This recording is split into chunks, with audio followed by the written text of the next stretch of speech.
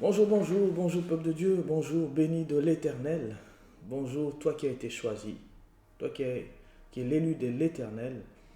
Oh, l'Éternel t'aime, l'Éternel t'a choisi, et que la paix du Seigneur soit avec toi. Vous savez, quand on parle de paix, souvent on pense que c'est un slogan, mais on peut rencontrer des gens qui vivent dans des pays où ils parlent de paix dans leurs salutations, mais il n'y a pas de paix. Or, la paix respecte certains principes. Jésus dit, lorsque vous arrivez dans une maison, et que vous leur dites que la paix soit avec vous, si ce sont des gens de paix, votre paix restera avec eux. Souvent, on prend des paroles de bénédiction et tout le monde pense qu'on peut le prononcer et les principes liés à cette bénédiction se réalisent. Non. Si tu es un homme de paix, la paix est avec toi. Et comme tu es un enfant de Dieu, que la paix soit avec toi, que la paix du Seigneur soit ton partage à la fin de ce mois de mars. Que la paix du Seigneur soit ton partage. Pasteur Fabrice Gassana, Église le Doigt de Dieu, bonjour à tous mes bien-aimés de l'Assemblée, bonjour aux amis de l'Église, bonjour serviteurs de Dieu. Nous voici encore en ce dimanche pour partager la bonne nouvelle, la bonne parole de Dieu. Nous avons commencé le dimanche passé avec un bon thème, un merveilleux thème intitulé bâtir l'autel pour Dieu. L'autel dont il s'agit euh, ne fait pas référence à un établissement hôtelier où on passe passer nuit, où il y a 2, 3, 4, 5 étoiles, voire 6. Non, il s'agit de l'autel ou un assemblement de briques sur lequel on met un sacrifice, on met le feu et on invoque l'Éternel. Nous avons découvert l'importance de cet autel. Aujourd'hui, c'est un sujet majeur dans nos assemblées. Sur Internet, à l'église, on parle de bâtir l'autel. Et j'ai à cœur de vous partager cela et d'aller un peu plus en profondeur pour voir les tenants et les aboutissants de ce principe biblique, de cette réalité biblique et même de ce commandement de la parole de Dieu. Bâtir l'autel. Nous avons dit que l'autel ne se bâtit que selon le modèle que Dieu nous a montré. Mais nous avons aussi dit que l'autel, en réalité, il existe deux types d'autels, mais tous ayant un même soubassement, l'autel de l'Ancienne Alliance et l'autel de la Nouvelle Alliance, l'autel de l'Ancien Testament et l'autel du Nouveau Testament. Donc, s'il nous faut parler de l'autel, nous ne pourrons pas seulement parler de l'autel de l'Ancien Testament, mais il nous faudra aussi parler de l'autel du Nouveau Testament. Le texte principal que nous avions pris l'autre fois était tiré de Romains chapitre 12, où on nous invite à offrir nos corps. Pourquoi? Parce que Dieu a déversé notre amour pour nous, sur nous, et en retour, nous devons lui offrir quelque chose. Et l'apôtre Paul rajoute, et qu'il faut le faire non pas avec l'intelligence de ce monde, mais selon le modèle que Dieu a établi d'avance. Alors frères et sœurs, il t'arrive d'offrir quelque chose à Dieu sur un autel comme on le dit aujourd'hui. As-tu déjà entendu parler de l'autel? Qu'est-ce que tu sais de l'autel? Est-ce que tu bâtis l'autel conformément à la volonté de Dieu ou selon ton propre désir? Bâtir l'autel. Aujourd'hui, nous allons parler d'un autre sujet, toujours plutôt d'un sous-thème intitulé l'autel d'Élie versus l'autel de Jéroboam. Nous allons parler de ces deux types d'autels. Le premier, c'est le prophète Élie qui rebâtit l'autel, qui place l'autel devant Dieu et invoque l'Éternel. Le second, c'est un roi qui s'appelle Jéroboam, le roi de la tribu des 10 tribus d'Israël, le nouveau roi Jéroboam qui s'est rébellé et qui lui aussi bâtit l'autel, mais nous verrons comment l'a-t-il fait. Ainsi, aujourd'hui, je vais nous partager sur 3 bonnes raisons pour bâtir l'autel et 3 mauvaises raisons pour bâtir l'autel. Alors, j'aimerais dire que quand tu bâtis l'autel, soit tu les bâtis pour des bonnes raisons, soit c'est pour des mauvaises raisons. Mais bien sûr, c'est Dieu qui connaît les raisons cachées du cœur. C'est ainsi que nous devons nous examiner nous-mêmes pour être certains que nous faisons des choses selon le modèle de Dieu, selon la volonté de Dieu et selon des bons motifs. Parce que Dieu sait si ton cœur est avec lui si tu fais des choses pour paraître ou pour toute autre raison. Nous allons voir cela ensemble. Commençons par le premier autel, l'autel du prophète Élie, l'autel rebâti ou plutôt bâti par le prophète Élie. Nous sommes dans 1 Roi, chapitre 18, le verset 30 à 32. Je ne lirai pas tout. Je pense que 1 Roi, chapitre 18, est l'une des portions de la Bible, la plus lue en tout cas, dans certaines assemblées, parlant du combat spirituel, de l'exercice de la foi et de la persévérance devant l'Éternel. Il s'agit là du prophète Élie qui affronte 450 prophètes des Baals et des prophètes d'Astarté.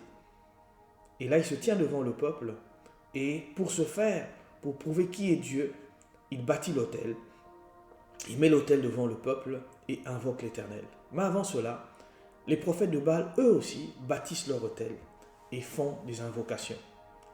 Alors, nous allons nous rappeler qu'à la fin, de toute façon, Dieu avait répondu à la prière ou au sacrifice qui était placé sur l'autel d'Élie.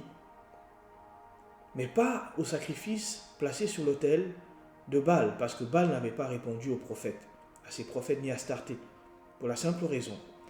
Quand on parle d'autel, on parle en réalité d'une réponse qui vient du ciel, d'un écho, d'une réaction du ciel. Quand on bâtit l'autel, on cherche une approbation céleste. Les prophètes de Baal n'ont rien reçu, mais le prophète Élie a reçu une réponse venant du ciel. Lisons ensemble 1 Roi, chapitre 18, le verset 30 à 32. La Bible déclare: Alors, Élie ordonna, le verset d'avant dit que quand bien même ils ont invoqué leur Dieu toute la journée, les prophètes de Baal et d'Astarté, il n'y a eu aucune réponse du ciel. Même pas un son, même pas un mouvement. Nous arrivons donc au verset 30. Alors Élie ordonna à tout le peuple: Approchez-vous de moi. Tout le peuple s'avança vers lui. Élie rétablit l'autel de l'Éternel qui avait été démoli.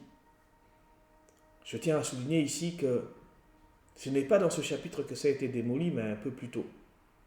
Le peuple s'étant détourné de Dieu, le peuple a démoli son autel. Mieux, on va le dire autrement. Puisqu'il y avait des autels de Baal, les autels de Dieu devaient être démolis. Les autels de Baal ne peuvent cohabiter avec les autels de Dieu. Si on dresse les autels de Dieu, on doit détruire les autels de Baal. Si on dresse les autels de Baal, on doit démolir les autels de Dieu. Vice-versa, ça se repousse, ça ne se met pas ensemble. C'est incompatible. Tu ne peux pas avoir les autels de Dieu et les autels de Baal ensemble. Ainsi, nous voyons ici que Élie, comme il s'apprêtait à détruire l'autel de Baal, il a rebâti l'autel de Dieu. Alors il dit, à cet effet, il prit 12 pierres, une pour chacune des tribus des descendants de Jacob, à qui l'Éternel avait déclaré: Tu t'appelleras Israël. Il rebâtit avec ces pierres un autel dédié à l'Éternel. Autour, il creusa une rigole capable de contenir une trentaine de litres. Est-ce qu'on peut dire amen, amen à cela? Élie bâtit l'autel. Lisez tout le texte, c'est très agréable, très instructif et révélateur sur nous qui sommes en train de bâtir les autels.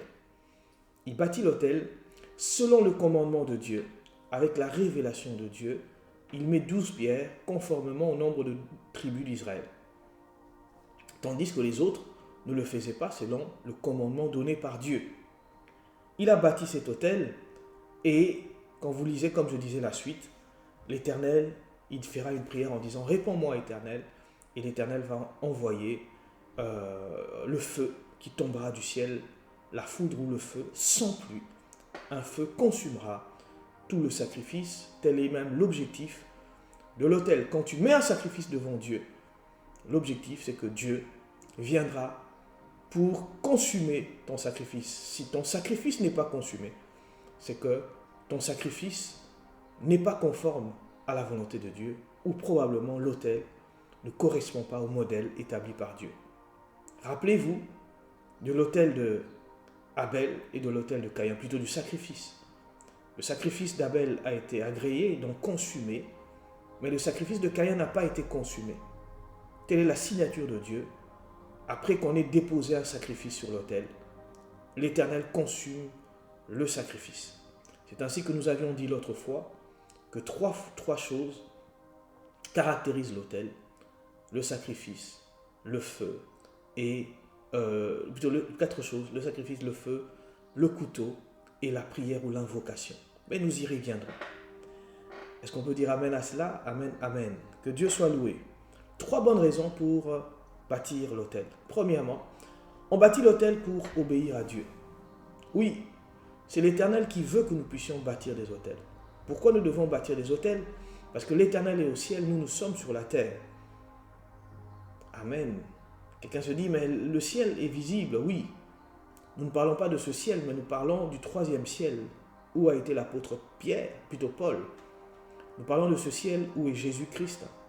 Ce n'est pas un ciel physique, mais c'est un ciel où nous ne pouvons pas aller par nous-mêmes. Nous ne pouvons aller que par Jésus-Christ, par le sacrifice ultime. Alors, pour être en communion avec le ciel, pour toquer au ciel, pour frapper au ciel, pour que le ciel s'ouvre à nous, il nous faut placer un sacrifice sur l'autel. Mais pour le faire, c'est obéir à Dieu, parce que Dieu sait que par nous-mêmes, nous ne pouvons pas atteindre le ciel. Comment faire donc? C'est qu'il faut bâtir l'autel. C'est le Seigneur qui nous a inspiré cela. C'est un modèle inspiré par Dieu. Tu bâtis l'autel et tu mets un sacrifice parce que tu obéis à Dieu. Et voilà même l'apôtre Paul, dans Romains chapitre 12, revient avec cette pensée en disant, s'il vous plaît, il supplie les élus. Il leur dit, s'il vous plaît, offrez quelque chose à Dieu. Offrez un sacrifice qui lui est agréable. Pourquoi? Quand c'est agréable, Dieu consume. Pourquoi il dit ça aussi? C'est parce que offrir un sacrifice sur l'autel, c'est un acte délibéré. Tu n'es pas obligé. Mais c'est une révélation que Dieu te donne. C'est à toi de le faire ou de ne pas le faire. Mais quand tu le fais, tu obéis à Dieu. Et la Bible nous enseigne que ceux qui obéissent à Dieu sont invincibles. Et quand bien même ils meurent, la Bible dit qu'ils sont éternels, parce qu'ils ont obéi à Dieu. Regardez Abraham. Abraham a obéi à Dieu. Dieu lui a dit que je te donnerai un enfant. Abraham a patienté. Dieu lui a dit, je te donne un nom nouveau. Abraham a accepté de porter un nom nouveau. Abraham était un homme qui obéissait à Dieu. Aujourd'hui, beaucoup de gens portent le nom d'Abraham. Beaucoup des peuples se réclament d'être d'Abraham. Pourquoi? Parce que celui qui obéit à Dieu ne meurt pas. Celui qui obéit à Dieu devient éternel. Et Abraham était un homme qui bâtissait des autels. Nous avions dit, la première des choses, bâtir l'autel, c'est obéir à Dieu. La bonne raison plutôt, c'est obéir à Dieu. La deuxième bonne raison, c'est obéir à une révélation. Il y a des choses que nous savons dans la vie que nous faisons, mais il y a des choses aussi que nous faisons par révélation. Vous allez voir que tous ceux qui ont marché avec Dieu n'ont pas fait des choses comme tout le monde. Ils ont fait des choses, j'allais dire, par révélation. La révélation, c'est simplement sortir des sentiers battus, faire des choses que naturellement l'intelligence ne nous invite pas à faire des choses même que l'intelligence nous refuse de faire. Voyez-vous, le fait que Jésus monte sur la croix pour mourir, cela a été en contradiction avec toute l'intelligence humaine qui était dans la tête, qui était en Pierre. Et c'est ainsi que Pierre dira à Jésus, tu ne peux pas monter à la croix. Et Jésus lui dit, arrière de moi Satan, tes pensées ne sont pas les pensées de Dieu, mais ce sont les pensées des hommes. Lorsqu'on marche selon la révélation, notre tête refuse, nos pensées cartésiennes refusent d'accepter la révélation. La révélation, c'est ce que Noé a fait. Noé a bâti l'autel. Noé, la deuxième personne à bâtir l'autel, après Abel. Noé, en sortant de l'arche, a pris quelques oiseaux, il les a placés sur l'autel, il les a sacrifiés, et l'Éternel a apprécié. L'Éternel a dit, dorénavant, je ne détruirai plus la terre avec de l'eau. C'est cela la révélation. Il savait qu'il devait offrir quelque chose à Dieu. Et il savait aussi qu'il devait offrir quelque chose d'agréable à Dieu. Il savait aussi qu'il devait offrir quelque chose à Dieu qui coûte. Mais nous y reviendrons par rapport à la qualité ou les caractéristiques des choses que nous offrons à Dieu. Je disais que la deuxième chose, la deuxième bonne raison, c'est que nous offrons à Dieu ce qui est le produit d'une révélation. Bien-aimé, lorsque tu marches avec le Seigneur, il arrivera des moments où Dieu va te demander des choses. Il arrivera des moments aussi où toi-même, tu vas ressentir le besoin d'offrir quelque chose à Dieu, d'offrir un sacrifice, de donner quelque chose qui a de la valeur à Dieu. Bien sûr, nous donnons toujours quelque chose qui a de la valeur, c'est ce qui est important. Mais il arrivera que nous ressentions le besoin de faire un pas de la foi, comme on le dit. Un jour, en Israël, une peste était en train de frapper. David remarque que l'ange de l'Éternel est en train de frapper dans Jérusalem. David va bâtir alors l'autel. Et il achète un champ, et celui qui devait lui vendre le champ lui dit « Je te donne gratuitement parce que tu es mon roi. » Et David dit « Je n'offrirai jamais à Dieu ce qui ne m'a rien coûté. » Il a offert premièrement un sacrifice, et puis un sacrifice qui lui a coûté. Et c'était par révélation. Il a su qu'il devait offrir quelque chose à Dieu, par révélation. La révélation fait que nous ne sommes plus ce que nous étions auparavant. Lorsque nous n'étions pas en Christ, nous faisions beaucoup de choses où tout ce que nous faisions, c'était sans révélation. La révélation, c'est recevoir une information qui vient du ciel et agir selon cette information. Cette information se trouve où? C'est dans notre cœur. Parce que certaines personnes se demandent, mais pasteur, je n'ai pas de révélation. Oui, tu as des révélations, c'est dans ton cœur. C'est pourquoi la Bible déclare. Ce sont des choses que l'œil n'a point vues. Donc la révélation ne se trouve pas réellement dans ton regard, sur quoi les yeux se posent. Parce que la Bible dit que le grand prophète Samuel, lorsqu'il a vu Eliab, le grand frère de David, il a dit certainement, celui-ci c'est le roi des Juifs. Pourquoi? Parce qu'il était imposant, il était grand de taille. Et l'Éternel lui dit, moi je ne regarde pas ceux qui frappent les yeux, je regarde le cœur. Donc la Bible dit, ce ne sont pas des choses que les yeux ont vues. Premièrement, ce n'est pas dans le regard, ce n'est pas dans le visible. Deuxièmement, ce n'est pas des choses que les oreilles ont entendues. Où se trouve la révélation de ton cœur? Où se trouve la révélation? Ce n'est pas dans les oreilles. Et troisièmement, ce sont des choses qui ne sont point montées dans le cœur de l'homme, mais ce sont des choses que Dieu a réservées pour ceux qu'il aime. Et ce sont des choses que Dieu a données à ceux qu'il aime. Pourquoi? Parce qu'il leur a donné le Saint-Esprit. Le Saint-Esprit est en eux. Ce n'est pas dans le raisonnement du cœur, de la bouche et des yeux, mais plutôt dans le raisonnement par rapport à ce que nous entendons, ce que nous voyons et ce à quoi nous cogitons, mais c'est ce que le Saint-Esprit dépose dans nos cœurs. Et le Seigneur te donne des révélations, c'est l'une des bonnes voies et des voies par excellence pour offrir ou bâtir un autel à Dieu, et selon le modèle de Dieu. Troisième, bonne raison, nous bâtissons l'autel pour ouvrir le ciel. Savez-vous que le ciel peut être fermé? Oui, il arrive des moments où dans la vie, nous avons l'impression que tout est bloqué, mais c'est cela le ciel qui est fermé, un ciel d'airain. La Bible déclare que Jésus nous a ouvert le ciel, mais Jésus a demandé que nous puissions faire comme lui.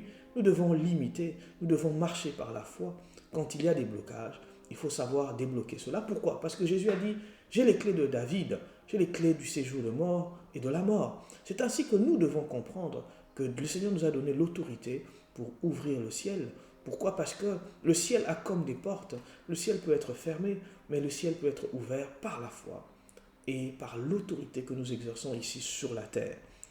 Tu bâtis l'autel pour ouvrir le ciel. Élie, quand il a bâti l'autel, le ciel était fermé. Après cela, la pluie est tombée. Voilà la première partie. La deuxième partie, l'autel de Jéroboam. Quelques années après, quelques dizaines d'années après, un roi s'est levé, Jéroboam. Il a bâti l'autel, mais c'est scandaleux. Écoutez cette lecture que nous allons prendre dans 1 roi, chapitre 12, le verset 26 à 27. Et nous prendrons un troisième verset, le verset 32. Il y a aussi le chapitre 13 qui est très instructif. Mais nous allons nous contenter du chapitre 12 vers la fin. Jéroboam devient roi. Quand il devient roi, il se fait qu'à ce moment-là, il y a deux royaumes issus d'Israël, de Abraham. Il y a le royaume de Juda, le royaume du sud, et le royaume du nord, qui est le royaume d'Israël. 10 tribus avec Jéroboam et 2 tribus à Jérusalem. Alors écoutez ce que la Bible déclare. La Bible dit, Jéroboam se dit, donc nous sommes dans 1 Roi, chapitre 12, le verset 26 à 27 et le verset 32. Jéroboam se dit, je ne sais pas ce que tu te dis. Or, vous savez, nous avons une grande liberté, la liberté de penser, comme on le dit. On a la liberté de penser, la liberté de faire des choix, le libre arbitre. Mais avant le libre arbitre, il y a déjà la liberté de penser. Tu penses ce que tu veux. L'homme est tel que ses pensées. L'homme dépend de ses pensées. Souvent, quelqu'un disait, quand tu demandes à une femme à quoi tu penses, elle te dit toujours rien. Mais non, on pense à quelque chose. Les Grecs disaient, les savants grecs disaient que puisque je pense ainsi, puisque c'est ainsi que je suis.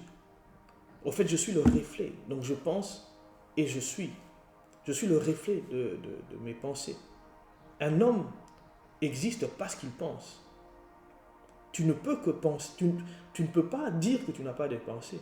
Suivre déjà ce message, c'est penser, suivre ce message. Tu te dis, bon, c'est le culte du dimanche, je veux suivre. Suivre du début à la fin, c'est aussi tu as pensé à cela. Tu as pensé, tu as pris la décision. Ok?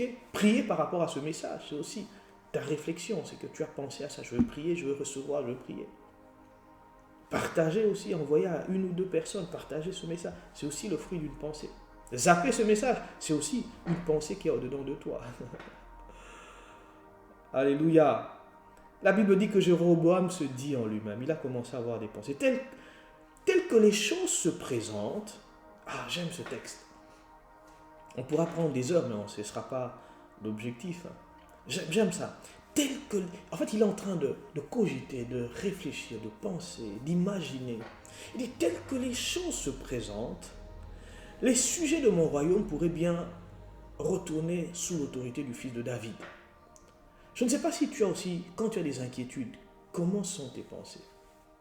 Comment penses-tu?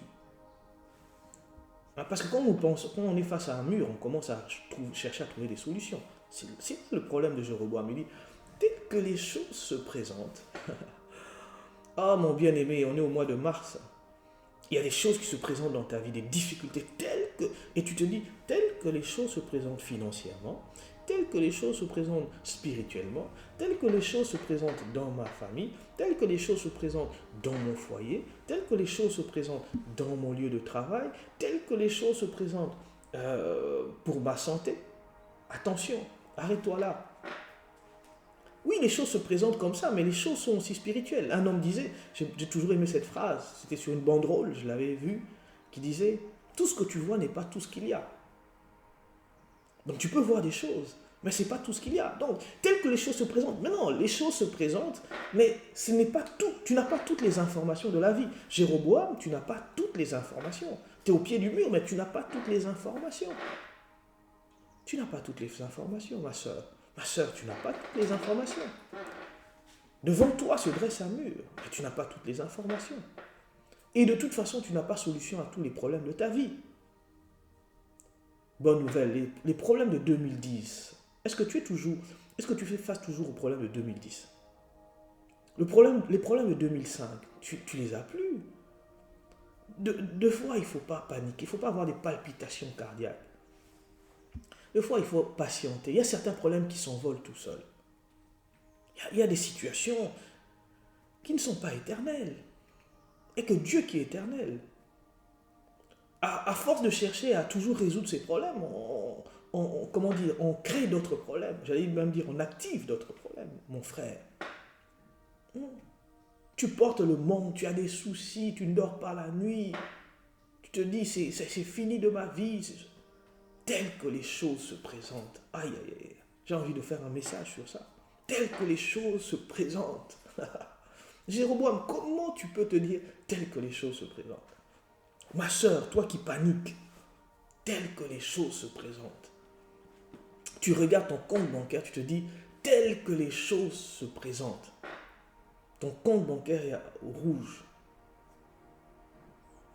Ok, ton créancier doit demain, lundi, venir toquer à ta porte, telles que les choses se présentent.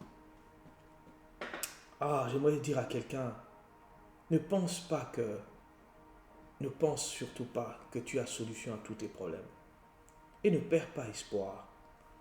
Ne laisse pas tes pensées te rendre malheureux. La Bible dit dans les psaumes, quand les pensées s'agitent en foule au-dedans de moi, quand les pensées s'agitent en foule au-dedans de moi, tes consolations me rassurent, disait le psalmiste. Tu peux avoir une foule des pensées, mais j'aimerais te dire, attention au péché de Jéroboam. Son péché a commencé par ses pensées, telles que les choses se présentent. Telles que les choses se présentent, au nom de Jésus. Ne fais pas toi-même le monitoring de ta vie, le bilan de ta vie. Oui, c'est bien de faire un bilan, mais laisse Dieu aussi faire le bilan. Peut-être que ce n'est pas aussi grave que ça. J'aime raconter l'histoire d'un prisonnier condamné à mort. On le fait sortir de prison, on dit, la seule condition pour que tu sois libre, c'est que tu escalades ce mur. Si tu escalades le mur, s'il y en a 2 ou 3, tu escalades, et quand tu arrives à l'extérieur, tu es libre. Mais ce qu'il ne savait pas, c'est que après chaque mur, donc le mur suivant était plus élevé que l'autre. Il a escaladé le premier, il chantait, il festoyait, il était tout content. Il est enfin la liberté, après 40 ans de prison par exemple. Il était tout content, il chantait, premier mur, deuxième mur, troisième mur, et le mur ne faisait qu'être plus grand. Arrivé au 40e mur, il commence à se décourager. Il commence à désirer même encore sa cellule. Il dit, je pense qu'il y a une infinité de murs. Non, il n'y a pas d'infinité de murs, il n'y a pas d'infinité de problèmes. Les difficultés aussi ont leurs limites. Il a escaladé. Il est devenu malheureux. Et finalement, ce prisonnier est arrivé au 49e mur. Au moment d'escalader ce mur, il a escaladé, il était devant le 50e mur. Et il était abattu. Il est devenu aigri, fâché contre la vie, fâché contre ceux qui lui avaient proposé cette liberté par cette voie-là. Il est devenu amer.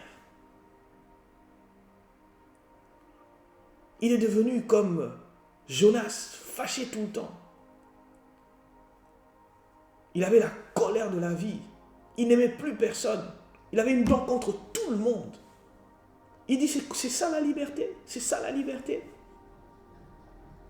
Alors il a pris une décision. Il s'est dit, je m'en fous. Il a rebroussé chemin. Il a rebroussé chemin. Il a escaladé le 49e mur, le 48e, le 47e, jusqu'à arriver au mur qui était devant sa cellule. Et ces geôliers, même ceux qui étaient venus le libérer, étaient choqués de le voir revenir, abattu, méchant, fâché. Il ne souriait à personne. Et on le fait entrer dans la cellule. Il boude.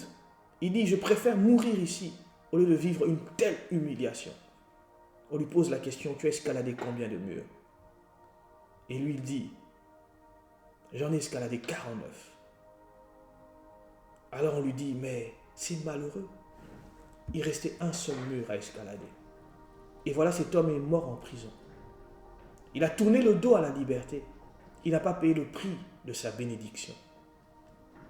Il a considéré les choses avec ses yeux. Il n'a pas été persévérant. Jéroboam, c'est notre lecture, disait, telles que les choses se présentent. Arrête de dire ça. Arrête de faire ce mauvais bilan avec tes yeux. Telles que les choses se présentent. Telles que les choses se présentent.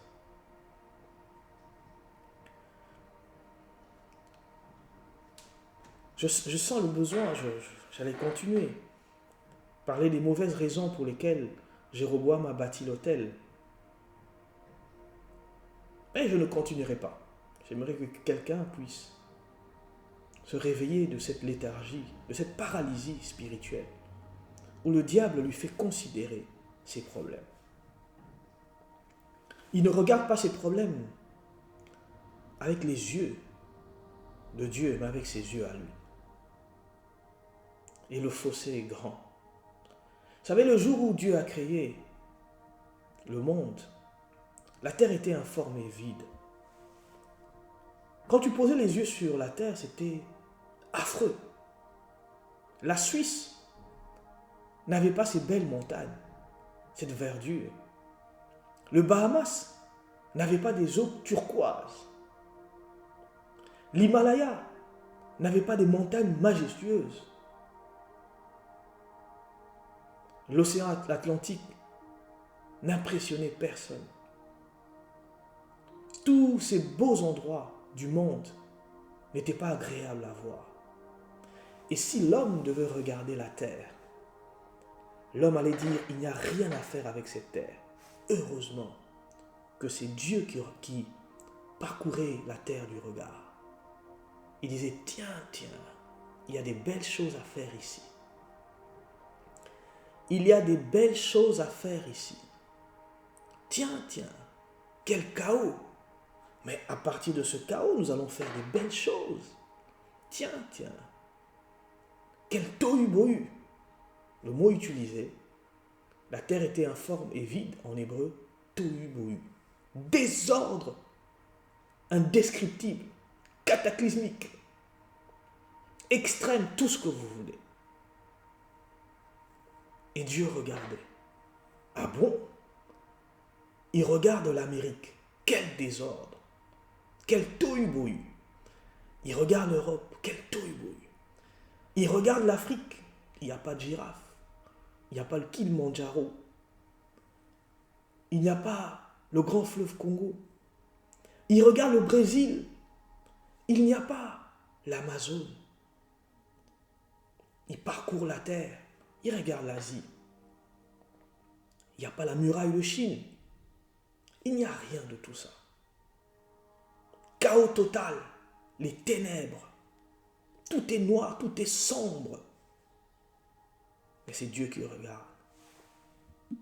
Il ne regardait pas comme Jéroboam, qui disait, telles que les choses se présentent. Telles que les choses se présentent. Telles que les choses se présentent. Et quand Dieu a parcouru la terre du regard, quand il a fait le constat du tohu-bohu, la Bible dit que l'Éternel a parlé. L'Éternel a commencé à dire le contraire de ce qu'il voyait. Au nom de Jésus, ne dis pas ce que tu vois. Ne parle pas selon ton constat. Ne parle pas comme Jéroboam. Ne parle pas comme selon ce qui se présente devant tes yeux. Telles que les choses se présentent. Ne parle plus comme ça. L'Éternel a vu qu'il n'y a pas la lumière. Il dit que la lumière soit. Telles que les choses se présentent. Parle le contraire de ces choses qui se présentent devant toi. Et appelle ceux qui ne se présentent pas. Appelle ce qu'il y a dans ton cœur et non pas devant tes yeux. Au nom de Jésus-Christ. Que le Seigneur délivre quelqu'un aujourd'hui des choses qui se présentent devant lui. Que l'Éternel te délivre. Toi qui bâtis l'autel et qui as pensé que tout sera d'abord rose avant de voir les miracles de Dieu. Les miracles de Dieu souvent précèdent, plutôt viennent après le tohu-bohu. Il y a le tohu-bohu. Rien n'est consistant dans ta vie. C'est le moment. C'est le moment de bâtir l'autel, selon la révélation. C'est le moment de parler. Parle. 7 jours n'arriveront pas. La terre ne sera plus informe et vide. J'aimerais te laisser dans la présence de Dieu. Je ne sais pas si c'est maintenant que tu vas prier ou le soir. Prends un rendez-vous avec Dieu. Va dans la présence de Dieu, il dit, telles que les choses se présentent mal, mais je ne veux plus parler comme cela. Je veux maintenant parler comme toi. Parle comme Dieu. Ce monde est spirituel. Ce monde n'est pas scientifique. La science a sa place, les études ont leur place. Le courage, se lever le matin, prendre des bonnes décisions, oui, tout cela a un sens. Mais il n'y a pas que cela. Ne constate pas seulement le tohu-bohu. Sache que il y a une chose dont tu as besoin. Les paroles de foi. La Bible ne dit-elle pas dans Romains chapitre 10, la parole est près de toi, dans ta bouche et dans ton cœur. C'est cette parole-là que Dieu attend pour transformer le tohu-bohu en lieu de bénédiction. Que Dieu bénisse chacun d'entre nous. C'était votre bien-aimé. Nous nous retrouvons par sa grâce le dimanche prochain. À très bientôt. Une bonne semaine et en Christ.